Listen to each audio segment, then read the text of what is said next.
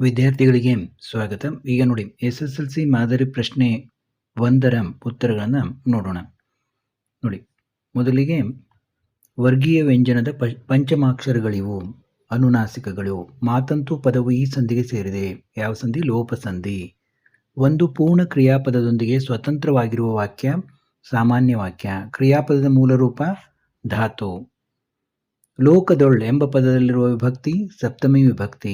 ಒಳ್ ಅಂತಂದರೆ ಅಲ್ಲಿ ಅಂತಂದ ಹಾಗೆ. ಮುಂಗೈ ಪದವು ಈ ಸಮಾಸಕ್ಕೆ ಉದಾಹರಣೆಯಾಗಿದೆ. ನೋಡಿ, ಮುಂಗೈ ಅನ್ನೋದು ಒಂದು ಪಾರ್ಟ್, ದೇಹದ ಒಂದು ಪಾರ್ಟನ್ನು ಹೇಳ್ತಾ ಇದೆ, ಅಂಶವನ್ನು ಹೇಳ್ತಾ ಇದೆ. ಆದ ಕಾರಣ ಇದು ಅಂಶಿ ಸಮಾಸ. ಇನ್ನು ಸಂಬಂಧಿ ಪದ ಬರೀಬಹುದು. ವೀರ ಬೀರ, ತತ್ಸಮ ತದ್ಭಾವ. ಕೊಡಲಿ ಕುಠಾರ. ನದಿ ರೂಢನಾಮ. ವಿಜ್ಞಾನಿ ಅಂದರೆ ಮಾಡುವ ಕೆಲಸದಿಂದ. ಅನ್ವರ್ಥ ನಾಮ. ರೂಢಿಯಿಂದ ಬಂದದ್ದು ರೂಢನಾಮ ನದಿ. ಬನ್ನಿ ಬನ್ನಿ. ನೋಡಿ, ಒಂದೇ ಪದ ಎರಡು ಸರಿ ಇಲ್ಲಿ ಬನ್ನಿ ಬನ್ನಿ ಅಂತೀವಿ, ಇದಕ್ಕೆ ದುರುಕ್ತಿ ಅಂತೀವಿ. ಹಾಲು ಜೇನು. ನೋಡಿ, ಬೇರೆ ಬೇರೆ ಪದ ಇದ್ವಿ, ಅದ್ರ ಕೂಡ್ಕೊಂಡು ಹೇಳ್ತೀವಿ ಹಾಲು ಜೇನು. ಆದ ಕಾರಣ ಇದು ಜೋಡು ನುಡಿ. ನೋಟ ಕೃದಂತ ಭಾವನಾಮ. ಪೆರ್ಮೆ ಅನ್ನೋದು ತದ್ದಿತ್ತಾಂತ ಭಾವನಾಮ. ನೋಡಿ, ಭಾಷೆ ಯಾವುದಕ್ಕೆ ಸಾಧನವಾಗಿದೆ? ನಮ್ಮ ಸುತ್ತಮುತ್ತಲಿನವರೊಡನೆ ವ್ಯವಹರಿಸುವುದಕ್ಕೆ ಹಾಗೂ ವಿಚಾರ ವಿನಿಮಯ ಮಾಡುವುದಕ್ಕೆ ಭಾಷೆ ಒಂದು ಅಮೂಲ್ಯ ಸಾಧನವಾಗಿದೆ. ಶಾನುಭೋಗರು ಚಿಕ್ಕನಾಯನಕ್ಕನಹಳ್ಳಿಗೆ ಏಕೆ ಹೋಗಿದ್ರು? ಇರ್ಸಾಲಿಗಾಗಿ ಹೋಗಿದ್ದರು. ಲೇಖಕರು ವರ್ಣಿಸಿದ ಲಂಡನ್ನಿನ ಪೇಟೆಯಲ್ಲಿರುವ ಸ್ಟೇಷನರಿ ಅಂಗಡಿ ಹೆಸರು ವೂಲ್ವರ್ತ್. ಕಾಶ್ಯಪಿ ವಿದ್ಯಾಭ್ಯಾಸಕ್ಕೆ ತನ್ನ ಮಕ್ಕಳನ್ನು ಯಾರ ಬಳಿಗೆ ಕಳಿಸಿದಳು? ಸಹೋದರ ಸೂರ್ಯಮಿತ್ರನ ಬಳಿಗೆ ಕಳಿಸಿದಳು. ಹಲಗಲಿಯ ಗುರುತು ಉಳಿಯದಂತಹದ್ದು ಏಕೆ? ಬ್ರಿಟಿಷ್ ಸರ್ಕಾರದ ದಂಡು ದಾಳಿ ಮಾಡಿ ಬೆಂಕಿ ಹಚ್ಚಿದ್ದರಿಂದ ಹಲಗಲಿಯ ಗುರುತು ಉಳಿಯದಂತಾಯಿತು. ಕುಂಭ ಸಂಭವ ಎಂದ ಯಾರನ್ನು ಕರೆಯಲಾಗಿದೆ? ದ್ರೋಣಾಚಾರ್ಯರನ್ನ ಕರೆಯಲಾಗಿದೆ. ಪುಟ್ಟಪೋರಿ ಏನು ಮಾಡುತ್ತಿದ್ದಾಳೆ? ಪುಟ್ಟಪೋರಿ ಮುಸುರೆ ತಿಕ್ಕುತ್ತಿದ್ದಾಳೆ. ನೋಡಿ, 3-4 ವಾಕ್ಯಗಳಲ್ಲಿ ಬರೆಯುವುದು. ವ್ಯಾವಹಾರಿಕ ಮತ್ತು ಗ್ರಾಂಥಿಕ ಭಾಷೆಯ ಲಕ್ಷಣಗಳಾವುವು? ನೋಡಿ, ವ್ಯಾವಹಾರಿಕ ಮತ್ತು ಗ್ರಾಂಥಿಕ, ಇಲ್ಲಿ ಎರಡರ ಬಗ್ಗೆ ನೀವು ಲಕ್ಷಣಗಳನ್ನು ಹೇಳಬೇಕು. ವ್ಯಾವಹಾರಿಕ ಭಾಷೆಗಳು ಗ್ರಾಂಥಿಕ ಭಾಷೆಗಳಾಗಬೇಕಿಲ್ಲ. ತುಳು ಒಂದು ಸುಂದರ ವ್ಯಾವಹಾರಿಕ ಭಾಷೆ, ಆದರೆ ಇದು ಗ್ರಾಂಥಿಕ ಭಾಷೆ ಅಲ್ಲ. ಗ್ರಾಂಥಿಕವೆಂದರೆ ಅಭಿವೃದ್ಧಿ ಹೊಂದಿ ಗ್ರಂಥ ರಚನೆಯಲ್ಲಿ ಉಪಯೋಗವಾದ ಭಾಷೆ. ನೋಡಿ, ಸಂಸ್ಕೃತ, ಕನ್ನಡ, ಇಂಗ್ಲಿಷ್, ಪಾಳಿ ಇತ್ಯಾದಿ ಈ ವರ್ಗಕ್ಕೆ ಉದಾಹರಣೆ. ಎಲ್ಲ ಗ್ರಾಂಥಿಕ ಭಾಷೆಗಳು ಇಂದು ವ್ಯಾವಹಾರಿಕವಾಗಿಲ್ಲ. ನೋಡಿ, ಸಂಸ್ಕೃತ ಭಾಷೆ ಕೇವಲ ನಮಗೆ ಗ್ರಂಥದಲ್ಲಿ ನೋಡಲಿಕ್ಕೆ ಸಿಗುತ್ತದೆ, ಆದರೆ ಯಾರೂ ಅದನ್ನು ಮಾತಾಡೋದಿಲ್ಲ. ಆದ ಕಾರಣ ಅದು ವ್ಯಾವಹಾರಿಕ ಭಾಷೆ ಆಗಿಲ್ಲ. ನಾಲ್ವಡಿ ಕೃಷ್ಣರಾಜ ಒಡೆಯರ ಕಾಲದಲ್ಲಿ ಕಾರ್ಯರೂಪಕ್ಕೆ ಬಂದ ನೀರಾವರಿ ಯೋಜನೆಗಳು ಯಾವುವು?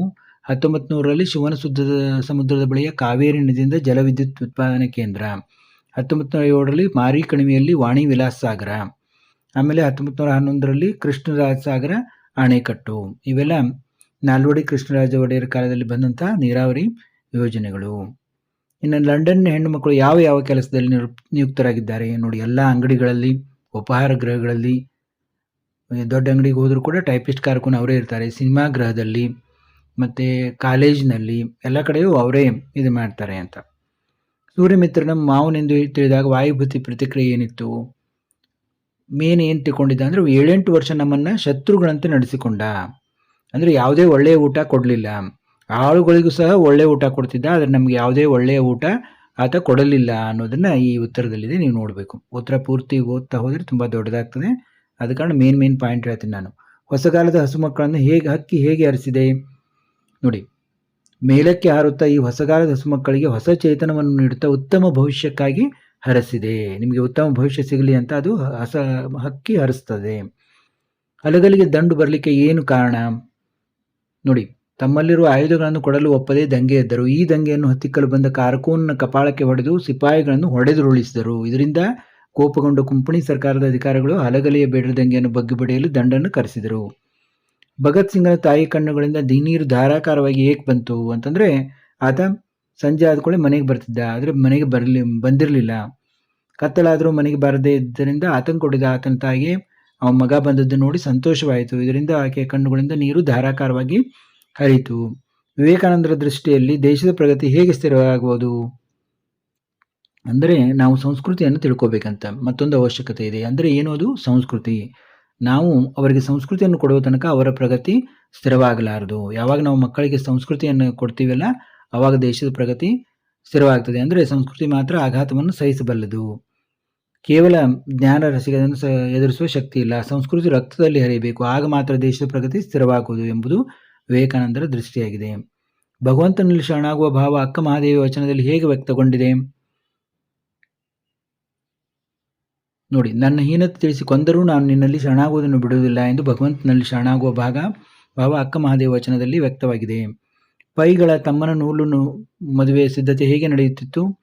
ಪೈಗಳ ತಮ್ಮನ ನೂಲು ಮದುವೆ ದಿನ ಅಂಗಳದಲ್ಲಿ ಒಂದು ಕಡೆಯಲ್ಲಿ ಲಡ್ಡುಗೆಯನ್ನು ಕಟ್ಟುತ್ತಿದ್ದರು, ಮತ್ತೊಂದು ಕಡೆ ಮಂಡಿಗೆಯನ್ನು ಮಡಚುತ್ತಿದ್ದರು, ಬೇರೊಂದು ಕಡೆ ಸೇವಿಗೆಯನ್ನು ಒತ್ತುತ್ತಿದ್ದರು. ಹೀಗೆ ಇನ್ನೂ ಮುಂತಾದ ಸಿದ್ಧತೆಗಳಾಗುತ್ತಿದ್ದವು. ಇನ್ನು ಕವಿಗಳ ಸಾಹಿತ್ಯಗಳ ಜನ್ಮಸ್ಥಳ, ಕಾಲ, ಕೃತಿ, ಪ್ರಶಸ್ತಿಗಳನ್ನು ಕುರಿತು ವಾಕ್ಯ ರೂಪದಲ್ಲಿ ಬರೆಯಿರಿ. ನೋಡಿ, ಕಾಲ, ಸ್ಥಳ ಮತ್ತು ಅವರ ಕೃತಿಗಳ ಬಗ್ಗೆ ಮತ್ತು ಅವರಿಗೆ ಪ್ರಶಸ್ತಿಗಳ ಬಗ್ಗೆ ಎಲ್ಲದರ ಬಗ್ಗೆ ಬರೀಬೇಕು. ಇಲ್ಲಿಯೂ ಕೂಡ ಈ ಥರ ಕಾಲ, ಸ್ಥಳ ಮತ್ತು ಕೃತಿಗಳು ಮತ್ತು ಬಿರುದುಗಳು. ಇನ್ನು ಪ್ರಸ್ತಾರ ಹಾಕಿ ಗಣ ವಿಭಾಗಿಸಿ ಛಂದಸ್ಸನ್ನು ಹೆಸರಿಸುವುದು. ನೋಡಿ, ನಿಮಗೆ ಲಘು ಗುರು ಹಾಕಲಿಕ್ಕೆ ಬರ್ತದೆ ಅಂದ್ಕೊಂಡಿದ್ದೀನಿ. ಈ ರೀತಿ ಪ್ರಸ್ತಾರ ಹಾಕಿ ಗಣ ವಿಂಗಡಿಸಿ ಇದನ್ನು ಮಾಡಬೇಕು. ಇದು ಕಂದ ಪದ್ಯದ ಲಕ್ಷ್ಯ ಆಗಿದೆ, ಯಾಕೆಂದರೆ ಇಲ್ಲಿ 12, ಇಲ್ಲಿ 20 ಬಂದಿದೆ. ಈ ರೀತಿ ಬಂದರೆ ಇದು ಕಂದ ಪದ್ಯ. ಇನ್ನು ಅಲಂಕಾರವನ್ನು ಹೆಸರಿಸಿ ಲಕ್ಷ್ಮಣ ಬರೆದು ಸಮನ್ವಯ ಮಾಡುವುದು. ನೋಡಿ, ಮಾರಿ ಗೌತಣವಾಯಿತು ನಾಳಿನ ಭಾರತ. ಅಂದರೆ ಮಾರಿ ಔತಣ ಬೇರೆ ಅಲ್ಲ, ಭಾರತ ಬೇರೆ ಇಲ್ಲ. ಅಂದರೆ ಅತಿ ಸಾಮ್ಯದಿಂದಾಗಿ ಉಪಮೇಯ ಉಪಮಾನಗಳಲ್ಲಿ ಅಭೇದ ಎರಡೂ ಒಂದೇ ಅಂತ ವರ್ಣಿಸುವುದು ರೂಪಕ ಅಲಂಕಾರ. ಇಲ್ಲಿ ಉಪಮೇಯವಾದ ನಾಳಿನ ಭಾರತ ಯುದ್ಧ ಹಾಗೂ ಉಪಮಾನವಾದ ಬಾರಿಗೆ ನೀಡುವ ಔತಣ ಇವೆರಡರ ನಡುವೆ ಅಭೇದವನ್ನು ರೂಪಿಸಿರುವುದರಿಂದ ಇದು ರೂಪಕ ಅಲಂಕಾರದ ಲಕ್ಷಣವಾಗಿದೆ. ಗಾದೆಯನ್ನು ವಿಸ್ತರಿಸಬಾರದು. ನೋಡಿ, ಕೈ ಕೆಸರಾದರೆ ಬಾಯಿ ಮೊಸರು ಅಥವಾ ಮನಸ್ಸಿದ್ದರೆ ಮಾರ್ಗ. ನೋಡಿ, ಈ ಗಾದೆಗಳು ಜನಪದರ ಜೀವನದ ಅನುಭವದ ನುಡಿಮುತ್ತುಗಳು. ಇವುಗಳಿಂದ ಜೀವನದ ಮೌಲ್ಯ ಹೆಚ್ಚುತ್ತದೆ. ಆದ್ದರಿಂದಲೇ ವೇದ ಸುಳ್ಳಾದರೂ ಗಾದೆ ಸುಳ್ಳಾಗದು. ಗಾದೆಗಳನ್ನು ವೇದಗಳಿಗೆ ಸಮಾನ ಎಂದು ಹೇಳುವರು. ಗಾದೆಗಳು ಆಕಾರದಲ್ಲಿ ವಾಮನಾದರೂ ಅರ್ಥದಲ್ಲಿ ತ್ರಿವಿಕ್ರಮವಾಗಿವೆ. ಕಾಯಕದ ಮಹತ್ವವನ್ನು ಪ್ರಸ್ತುತ ಗಾದೆಯು ತಿಳಿಸುತ್ತದೆ. ನೋಡಿ, ಇದನ್ನು ಯಾವುದೇ ಗಾದೆ ಕೇಳಿದರೂ ಕೂಡ ಬರೀಬೇಕು. ಉಳಿದದ್ದನ್ನು ಆ ಗಾದೆಯ ಒಂದು ವಿವರಣೆ ಇರ್ತದೆ, ಅದನ್ನು ಬರೀಬೇಕು. ಇಲ್ಲೂ ಕೂಡ ನೋಡಿ, ಮನಸ್ಸಿದ್ದರೆ ಮಾರ್ಗ ಅನ್ನುವಲ್ಲಿ ಕಾಮನ್ ಆಗಿ ಗಾದೆಗಳಿಗೆ ಏನು ಪೀಠಿಗೆಯನ್ನು ಬರಿತೀವಿ ಅದನ್ನು ಬರೀಬೇಕು. ನಂತರ ಇಲ್ಲಿ ಆ ಒಂದು ಗಾದೆಯ ವಿವರಣೆ ಇರ್ತದೆ, ಅದನ್ನು ಬರೀಬೇಕು. ಇನ್ನು ಸಂದರ್ಭವನ್ನು ಸಾರಸ್ಯ. ನೋಡಿ, ಮಡಿಯಬೇಕಾದರೆ ಮಾಡಿಯೇ ತಿರುತ್ತಾನೆ. ನೋಡಿ, ಆಯ್ಕೆ ಬರೀಬೇಕು. ಸಮಗ್ರ ಲಲಿತ ಪ್ರಮುಖಗಳು ಆಕರ ಕೃತಿ ಮತ್ತು ಪಾಠದ ಹೆಸರು, ಲೇಖಕರ ಹೆಸರು, ನಂತರ ಸಂದರ್ಭ ಮತ್ತು ಸ್ವಾರಸ್ಯ. ನೋಡಿ, ಶಾನುಭಾಗರು ಹುಲಿಯ ದಾಳಿಯಿಂದ ಪ್ರಾಣವನ್ನು ಕಾಪಾಡಿಕೊಳ್ಳಲು ಪ್ರಯತ್ನಿಸುವಾಗ ಅವರ ತಲೆ ಸುತ್ತಲಾರಂಭಿಸಿದ್ದು. ಆ ವಿಪತ್ತಿನ ವೇಳೆ ಅವರು ತಮ್ಮ ಕಿರ್ದಿ ಪುಸ್ತಕದಿಂದ ಹುಲಿಗೆ ಹೊಡೆದು ತಪ್ಪಿಸಿಕೊಳ್ಳಬಹುದೆಂದು ಯೋಚಿಸುವ ಸಂದರ್ಭದಲ್ಲಿ ಈ ಮಾತು ಬಂದಿದೆ. ಅಂದರೆ ಇಲ್ಲಿ ಸ್ವಾರಸ್ಯ ಅಂದರೆ ಶತ್ರುವಿನೊಡನೆ ಹೋರಾಡಿ ಗೆಲ್ಲಬೇಕು, ಏನೇ ಆದರೂ ವೀರಮರಣವನ್ನು ಒಪ್ಪಬೇಕು ಅಂತ. ತಾವು ಕಡಿಮೆ ಮಾತನಾಡಿದ್ದೀರಿ, ಹೆಚ್ಚು ಕೆಲಸ ಮಾಡಿದ್ದೀರಿ. ನೋಡಿ, DS ಜಯಪ್ಪಗೌಡ ಬರೆದಿರುವಂಥ ಈ ಒಂದು ಆಕರ ಕೃತಿಯಿಂದ ಆದಂಥ ಭಾಗ್ಯಶಿಲ್ಪಗಳು ಗದ್ಯಪಾಠದಿಂದ ಬಂದಿದೆ. ನೋಡಿ, ಸರ್ ವಿಶ್ವೇಶ್ವರಯ್ಯವರ ಬಗ್ಗೆ ಪಂಡಿತ ಜವಾಹರ್ಲಾಲ್ ನೆಹರು ಅವರು ಹೇಳುವಂಥ ಮಾತು ಇದು. ಅವರ ಸಾಧನೆಗಳು ಯಾವ ರೀತಿ ಇದ್ದವು, ಅವರು ಮೌನವಾಗಿದ್ದು ನಡೆದು ತೋರಿಸಿದ್ದ ವ್ಯಕ್ತಿತ್ವ ಅವರದಾಗಿತ್ತು. ಅವರಿಂದ ಭಾರತೀಯರು ಕಲಿಯುವುದು ಬಹಳಷ್ಟಿದೆ ಅಂತ ನೆಹರು ಅವರು ಈ ರೀತಿ ಹೇಳ್ತಾರೆ. ಯುದ್ಧಕ್ಕೆ ಹೋದ ತನ್ನ ಮಗನ ಕಣ್ಣುಗಳಂತವೇ ಇಲ್ಲ ಇವುದು ಯುದ್ಧ ಪಾಠದಿಂದ. ನೋಡಿ, ಸಾರಾ ಅಬೂಬಕರ್ ಬರೆದಿರುವಂಥ ಚಪ್ಪಲಿಗಳ ಕುರಿತಿಂದ ಆದಂಥ ಯುದ್ಧ ಗದ್ಯ ಪಾಠದಿಂದ. ಸಂದರ್ಭ ನೋಡಿ, ತನ್ನ ಮನೆಗೆ ಬಂದಿರುವ ಆತ ನಮ್ಮವನಲ್ಲ, ಶತ್ರುಗಳ ಕಡೆಯವನು, ನಮಗೆ ತಮ್ಮ ದೇಶಕ್ಕೆ ದ್ರೋಹ ಬಗೆಯವನೆಂದು ಮುದುಕಿ ತಿಳಿದಾಗ ಆಕೆಯ ಕಣ್ಣುಗಳು ರೋಷದಿಂದ ಕಾಲ ಕರಳಿದವು. ನಂತರ ಬಾಗಿಲು ಬಳಿ ಸಂಧಿಸಿದ ಆತನ ದಯನೀಯ ನೋಟದ ಮುಖ ನೋಡಿದಾಗ ಯುದ್ಧಕ್ಕೆ ಹೋದ ತನ್ನ ಮಗನ ನೆನಪಾಗಿ ಮುದುಕಿ ತನ್ನಲ್ಲೇ ಈ ಮಾತನ್ನು ಹೇಳಿಕೊಳ್ತಾಳೆ. ನೋಡಿ, ಕಷ್ಟದಲ್ಲಿದ್ದರೂ ತನ್ನ ಸೊಸೆಯ ಪ್ರಾಣ ಉಳಿಸಿದ ರಾಯಲ್ನಲ್ಲಿ ಮುದುಕಿ ತನ್ನ ಮಗನನ್ನು ಕಾಣುವ ಭಾವವು ಆಕೆಯಲ್ಲಿರುವ ಮಾತೃ ವಾತ್ಸಲ್ಯವನ್ನು ಸ್ವಾರಸ್ಯಪೂರ್ಣವಾಗಿ ವ್ಯಕ್ತಗೊಳಿಸಿದೆ. ನೋಡಿ, ತೇಲಿಸಿ ಮುಳುಗಿಸಿ ಕಂಡಗಳ. ನೋಡಿ, ದಾರಾ ಬೇಂದ್ರೆಯವರು ಬರೆದಿರುವಂಥ ಗರಿ ಎಂಬ ಕವನ ಸಂಕಲನದಿಂದ ಹಕ್ಕಿ ಹಾರುತ್ತಿದೆ ನೋಡಿದರೆ ಎಂಬ ಪದ್ಯಪಾಠದಿಂದ ಆರಿಸಿಕೊಳ್ಳಲಾಗಿದೆ. ಇಲ್ಲಿ ಸಂದರ್ಭ ಮತ್ತು ಸ್ವಾರಸ್ಯ ಇವುಗಳನ್ನು ನೋಡ್ಕೋತಾ ಹೋಗಿ. ಇನ್ನು ದಿನಪಸುತನಂ ಕೊಲಿಸಿದ ನೆಲನೋಡನೆ ಮತ್ತೆ ಪುದು ವಾಳ್ದೆಪನಿ ಪ್ರಸ್ತುತವನ್ನು ರನ್ ಬರೆದಂಥ ಸಾಹಸ ಭೀಮ ಕೃತಿಯಿಂದ ಆದಂಥ ಚಲಮನೆ ಮೆರವೆ ಎಂಬ ಪದ್ಯಪಾಠದಿಂದ ಆರಿಸಿಕೊಳ್ಳಲಾಗಿದೆ. ಇಲ್ಲಿ ಕೂಡ ಸಂದರ್ಭ ಮತ್ತು ಸ್ವಾರಸ್ಯವನ್ನು ಬರೀಬೇಕು. ಈ ರೀತಿ ಹಕ್ಕಿಯ ಕೊರಲಿಂಪು ಹಸಿರು ಪ್ರಸ್ತುತನ ಕುವೆಂಪು ಬರೆದಂಥ ಪಕ್ಷಿ ಕಾಶಿ ಕೃತಿಯಿಂದ ಆದಂಥ ಹಸಿರು ಎಂಬ ಪದ್ಯಪಾಠದಿಂದ ಆರಿಸಿಕೊಳ್ಳಲಾಗಿದೆ. ಇಲ್ಲಿ ಕೂಡ ಸಂದರ್ಭ ಮತ್ತು ಸ್ವಾರಸ್ಯವನ್ನು ಈ ರೀತಿ ಬರೀಬೇಕು. ಇನ್ನು ಪದ್ಯಭಾಗವನ್ನು ಪೂರ್ಣ ಮಾಡುವುದು ಗೊತ್ತಿದೆ ನಿಮಗೆ. ಪದ್ಯಭಾಗವನ್ನು ಈ ರೀತಿ ಪೂರ್ಣ ಮಾಡಬೇಕು. ನಂತರ ನಿಮಗೆ ಕೆಲವೊಂದು ಪದ್ಯಗಳನ್ನು ಕೊಟ್ಟಿರ್ತಾರೆ, ಅವುಗಳ ಒಂದು ಸಾರಾಂಶವನ್ನು ಬರೆಯೋದು. ಕೆಲವು ಪದ್ಯಗಳು ಇಂಪಾರ್ಟೆಂಟ್ ಪದ್ಯಗಳು, ಅವುಗಳನ್ನು ನೀವು ಕಲಿತು ಈ ರೀತಿ ಸಾರಾಂಶವನ್ನು ಬರೀಬೇಕು. ಇನ್ನು 8-10 ವಾಕ್ಯಗಳಲ್ಲಿ ಉತ್ತರಿಸುವುದು. ನಂಬಿ ಕೆಟ್ಟವರಿಲ್ಲ ಎಂಬ ಮಾತು ಶಬರಿಯ ಪಾಲಿಗೆ ಹೇಗೆ ನಿಜವಾಗಿದೆ, ಅಥವಾ ಶಬರಿಯ ಚಿಂತೆ ಹಿಂಗೆ ಹೋದ ಸಂದರ್ಭದ ಸ್ವಾರಸ್ಯವನ್ನು ವಿವರಿಸಿ. ನೋಡಿ, ಮೊದಲನೇ ಮಾತು. ಆಮೇಲೆ ಅಥವಾ ಪ್ರಶ್ನೆಯ ಕೂಡ ಉತ್ತರ ಕೂಡ ಇಲ್ಲಿದೆ.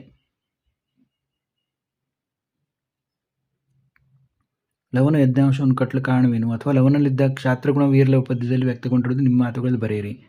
ನೋಡಿ, ಇವು ದೊಡ್ಡ ಒಂದು ಬರೆಯುವಂಥವು ಪದೇ ಪದೇ ಅದೇ ಪ್ರಶ್ನೆಗಳನ್ನು ಕೇಳ್ತಾ ಇರ್ತಾರೆ. ಇವು ಪ್ರಶ್ನೆಗಳನ್ನು ನೀವು ನೋಡಿಕೊಂಡ್ರೆ ಆರಾಮಾಗಿ ಬರೀಬೋದು ನೋಡಿ. ಅಥವಾ ಪ್ರಶ್ನೆ ಉತ್ತರ ಇದು. ಇನ್ನು ಗದ್ಯ ಭಾಗವನ್ನು ಕೇಳಿ ಅದರ ಪ್ರಶ್ನೆಗಳನ್ನು ಕೇಳ್ತಾರೆ, ಅದನ್ನು ಓದಿಕೊಂಡು ತುಂಬ ಸುಲಭ ಇರುತ್ತೆ ಆ ಪ್ರಶ್ನೆಗಳಿಗೆ ಉತ್ತರವನ್ನು ಬರೆಯೋದು.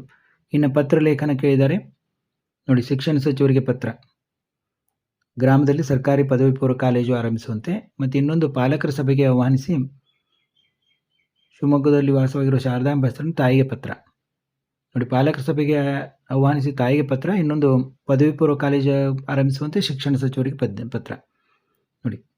ಇಲ್ಲಿ ಉತ್ತರಗಳನ್ನು ಕೂಡ ಕೊಡಲಾಗಿದೆ. ಮೊದಲು ಇದು ಪತ್ರ ವ್ಯವಹಾರಿಕ ಪತ್ರ, ಮನವಿ ಪತ್ರ ಅಂತ ಯಾವ ರೀತಿ ಬರೀಬೇಕು ಸ್ಥಳ ಇದನ್ನು. ಆಮೇಲೆ ಮಾನ್ಯ ಶಿಕ್ಷಣ ಸಚಿವರು, ಕರ್ನಾಟಕ ಸರ್ಕಾರ, ವಿಧಾನಸೌಧ ಮಾನ್ಯರೇ, ಇಲ್ಲಿ ವಿಷಯವನ್ನು ಬರೀಬೇಕು. ವಂದನೆಗಳನ್ನೇ, ತಮ್ಮ ವಿಶ್ವಾಸಿ, ಈ ರೀತಿ ಬರೀಬೇಕು ನೀವು. ಇದು ಪತ್ರ. ಈ ರೀತಿ ಪತ್ರವನ್ನು ಬರೀಬೇಕು. ಇನ್ನು ಅಥವಾ ಪತ್ರ ನೋಡಿ. ತಾಯಿಗೆ ಪತ್ರ, ಖಾಸಗಿದು. ತಾಯಿಗೆ ಕ್ಷೇಮ ಶ್ರೀ ಇವರಿಂದ, ಇಲ್ಲಿ ಮಾತೋಶ್ರೀ ಅವರಿಗೆ, ಮನೆಯಲ್ಲಿ ತಂದೆಯವರಿಗೆ ನಮಸ್ಕಾರಗಳು, ಇಂಥ ನಿಮ್ಮ ಪ್ರೀತಿಯ ಮಗ, ಇದು ಹೊರವಿಳಾಸ. ಇನ್ನು ಪ್ರಬಂಧ ಬರವಣಿಗೆ ನೋಡಿ. ರಾಷ್ಟ್ರೀಯ ಹಬ್ಬಗಳ ಮಹತ್ವ, ಕನ್ನಡ ಭಾಷೆಯ ಬೆಳವಣಿಗೆ ಮತ್ತು ಸವಾಲುಗಳು ನೋಡಿ. ರಾಷ್ಟ್ರೀಯ ಹಬ್ಬಗಳ ಮಹತ್ವ ನೋಡಿ, ಪ್ರಬಂಧವನ್ನು ಕೂಡ ಕೊಟ್ಟಿದ್ದಾರೆ. ರಾಷ್ಟ್ರೀಯ ಹಬ್ಬಗಳ ಮಹತ್ವ ಯಾವ್ಯಾವ ರಾಷ್ಟ್ರೀಯ ಹಬ್ಬಗಳು ನಮಗೆ? ಸ್ವಾತಂತ್ರ್ಯ ದಿನಾಚರಣೆ, ಗಣರಾಜ್ಯೋತ್ಸವ ಮತ್ತು ಮಹಾತ್ಮ ಗಾಂಧೀಜಿಯ ಜಯಂತಿ. ಸ್ವಾತಂತ್ರ್ಯ ದಿನಾಚರಣೆ ಬಗ್ಗೆ ಬರೀಬೇಕು, ಗಣರಾಜ್ಯೋತ್ಸವ ಬರೀಬೇಕು, ಗಾಂಧಿ ಜಯಂತಿ ಬಗ್ಗೆ ಬರೀಬೇಕು. ಇವು ನಮ್ಮ ರಾಷ್ಟ್ರೀಯ ಹಬ್ಬಗಳು. ಎಲ್ಲೆಲ್ಲಿ ಪಾಸ್ ಮಾಡಿ ನೋಡ್ಬೋದು ನೀವು. ಇನ್ನು ಉಪಸಂಹಾರ ಬರೀರಿ. ಇನ್ನು ಕನ್ನಡ ಭಾಷೆ ಬೆಳವಣಿಗೆ ಮತ್ತು ಸವಾಲುಗಳು.